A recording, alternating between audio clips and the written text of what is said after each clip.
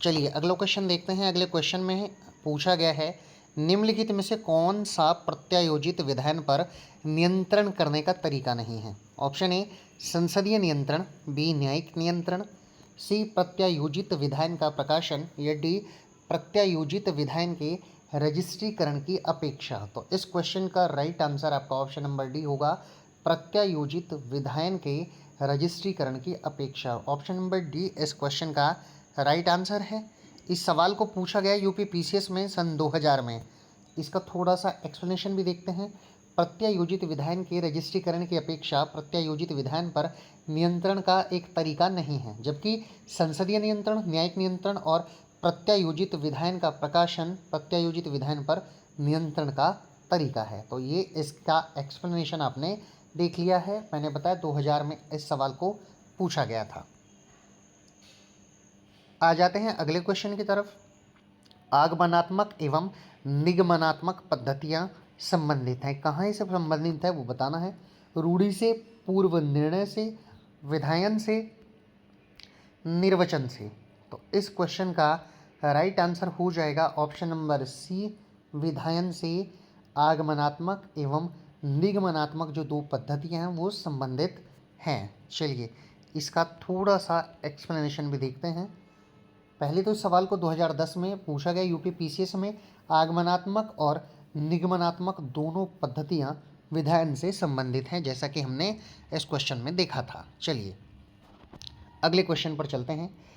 ऐसी कोई धारणा जो तथ्य छिपाती है या छिपाने का प्रभाव रखती है कि एक विधि का नियम परिवर्तित हो गया है जबकि विधि का शब्द अपरिवर्तित हो, उसका प्रवर्तन अंतरित हो को संज्ञापित करने वाली अभिव्यक्ति क्या है वो बताना है। विधिक कल्पना है, साम्य है, प्रथा है या फिर विधायन है। तो इस क्वेश्चन का right answer option number D होगा, माफ़ कीजिएगा ऑप्शन नंबर बी होगा, साम्य होगा इसका। ये आप सही करेंगे, इसका राइट आंसर साम्य होगा। चलिए इसको पूछा गया है यूपी पीसीएस में 2009 में। इसका एक्सप्लेनेशन देखते हैं। कोई ऐसी धारणा जो तथ्य छिपाती है या छिपाने का प्रभाव रखती है कि एक विधि का नियम परिवर्तित हो गया है जबकि विधि का शब्द अपरिवर्तित हो, उसका प्रवर्तन उपांतरित हो, को संज्ञापित करने वाली अभिव्यक्ति जो है वो साम्य है। ये आप याद रखेंगे। तो चलिए अब हम अगले क्वेश्चन पर बढ़ चलते हैं। जो विधायन किसी अन्य विधायी प्राधिकारी द्वारा निरसित, निराकृत अथवा नियंत्रित किए जाने योग्य नहीं हो वो कहलाता है क्या। प्रत्यायोजित विधायन, अधीनस्थ विधायन, सर्वोच्च विधायन, न्यायपालिक विधायन। तो इसका राइट आंसर है वो कहलाता है सर्वोच्च विधायन। इस सवाल को यूपी पीसीएस में 2009 में आपसे पूछा गया है। इसका थोड़ा सा एक्सप्लेनेशन देखते हैं। सर्वोच्च विधायन राज्य की संप्रभु शक्ति द्वारा निर्मित होता है, इसीलिए राज्य के भीतर कोई अन्य सत्ता किसी भी प्रकार नियंत्रित या रोक नहीं सकती। अगला क्वेश्चन देखते हैं। निम्नलिखित में से कौन विधायन का लक्षण नहीं है। ऑप्शन ए वह राज्य के विधायी अंग संसद या विधायिका द्वारा निर्मित होता है। ऑप्शन नंबर बी यह विचार पूर्वक निर्मित नियमों का संग्रह है। ऑप्शन नंबर सी इसमें आज्ञापक तत्व होते हैं। ऑप्शन नंबर डी यह आगमनात्मक रीति से अभिकथित होता है। इस क्वेश्चन का right answer option number D है, यह आगमनात्मक रीति से अभिकथित होता है। ये विधायन का लक्षण नहीं है, ये आप याद रखेंगे। चलिए इस सवाल को लोअर पीसीएस में, यूपी लोअर में माफ़ कीजिएगा 2004 में पूछा गया है। अब विधायन के लक्षण भी हम लोग देख लेते हैं। पहला लक्षण है यह राज्य के विधायी अंग संसद या विधायिका द्वारा निर्मित होता है। दूसरा यह विचार पूर्वक निर्मित नियमों का संग्रह है। तीसरा इसमें आज्ञापक तत्व होता है। चौथा यह प्रारूपिक स्वरूप लिखित होता है। उसका जो स्वरूप है वो प्रारूपिक है और लिखित है। ये भी आप विधायन के बारे में याद रखेंगे। चलिए अब हम अगले क्वेश्चन पर चलते हैं।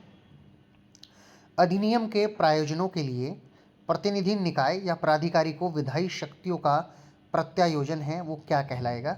सशर्त विधायन कहलाएगा, हैंदनी अष्टम खंड कहलाएगा, अत्यधिक प्रत्यायोजन कहलाएगा या अविधिमान्य प्रत्यायोजन होगा। इस क्वेश्चन का right answer option number A है, ये सशर्त विधायन कहलाएगा। चलिए, इस सवाल को यूपी पीसीएस 2001 में आपसे पूछा गया है। अब हम अगले क्वेश्चन पर चलते हैं। उच्चतम न्यायालय ने निम्नलिखित में से किस वाद में प्रथम बार अपने पूर्व निर्णय को निरस्त कर दिया था? कौन कौन से हैं? सड़क सिंह बनाम उत्तर प्रदेश राज्य, मेनका गांधी बनाम भारत संघ, बंगाल इम्यूनिटी कंपनी बनाम बिहार राज्य, केशल मिल कंपनी बनाम इनकम टैक्स कमिश्नर। इस क्वेश्चन का right answer Bengal immunity company बनाम बिहार राज्य, जो कि ऑप्शन नंबर सी में दिया गया है। तो इस क्वेश्चन का right answer option number C हो जाएगा। ये सवाल परीक्षा के दृष्टि से बहुत इम्पोर्टेंट है। कई बार इस सवाल को आपसे पूछा गया है। देखिए, इसको आप इम्पोर्टेंट लिख लेंगे।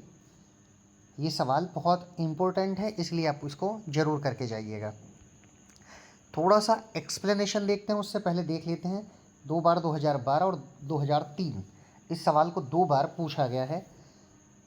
बंगाल इम्यूनिटी कंपनी लिमिटेड बनाम बिहार राज्य 1955 सुप्रीम कोर्ट का यह वाद था। इस वाद में उच्चतम न्यायालय ने अभी निर्धारित किया कि उच्चतम न्यायालय स्वयं के निर्णयों, स्वयं के विनिश्चय से आबद्ध नहीं है। ये आप याद रखेंगे, केस लॉ से क्वेश्चन पूछ लिए जाते हैं। अगले क्वेश्चन पर चलते हैं। निम्न में से कौन सा वाद पूर्व निर्णय के सिद्धांत से संबंधित नहीं है? Option number A Sanjan Singh बनाम राजस्थान राज्य, बी प्रकाश चंद पाठक बनाम उत्तर प्रदेश राज्य, सी लीवर सीज बनाम एंडरसन, या D Bengal immunity company limited बनाम बिहार राज्य। इसका right answer option number C है, लीवर सीज बनाम एंडरसन। इस सवाल को 2012 में आपसे पूछा गया है। एक्सप्लेनेशन भी देख लेते हैं।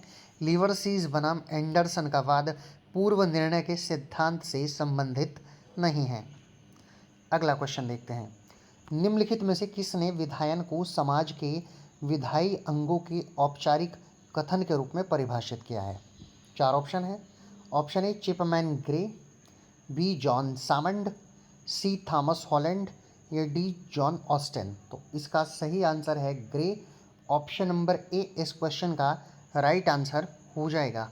इस सवाल को 2 बार पूछा गया है उत्तर प्रदेश की परीक्षा में, 2000 में और 2003 में, आप देख सकते हैं। चलिए, इसका थोड़ा सा एक्सप्लेनेशन भी हम लोग देख लेते हैं।